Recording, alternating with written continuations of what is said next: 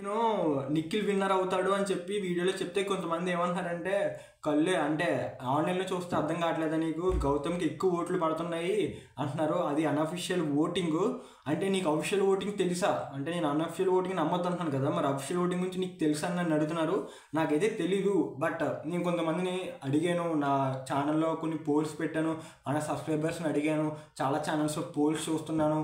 ఎక్కువ ఓవరాల్గా చూసుకుంటే నిఖిలే విన్నర్ అవ్వడానికి ఎక్కువ అర్హత ఉంది. ఐ మీన్ గౌతమ్కి లేదంటలేదు, గౌతమ్కి కూడా నేను సపోర్ట్ చేస్తానని చెప్తున్నాను ఫస్ట్ నుంచి. బట్ గౌతమ్ మధ్యలో వచ్చారు కాబట్టి ఎక్కడో ముందు నుంచి ఉన్న వాళ్ళని గెలిపించుకోవాలని చెప్పి ఓటింగ్స్ అయితే నిఖిల్కి ఎక్కువ పడుతున్నాయి.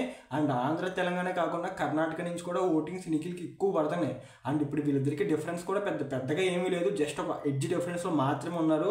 ఎవరైనా విన్ అవ్వచ్చు, నేను ఇతనే విన్నర్ అని చెప్పట్లే, కానీ నిఖిల్ అయితే బాగుండు. ఎందుకంటే మన సబ్స్క్రైబర్స్లోనే కాదు, చాలామంది నిఖిల్ విన్నర్ అవ్వాలనుకుంటున్నారు. సో వాళ్ళ గురించి అయినా అవ్వాలి, ఎందుకంటే జనాలు ఏమనుకుంటారో వాళ్ళే కదా అవుతారు. సో దాని గురించి నేను చెప్తున్నాను. సో తప్పుగా అయితే అర్థం చేసుకోవద్దు. Thank you for watching.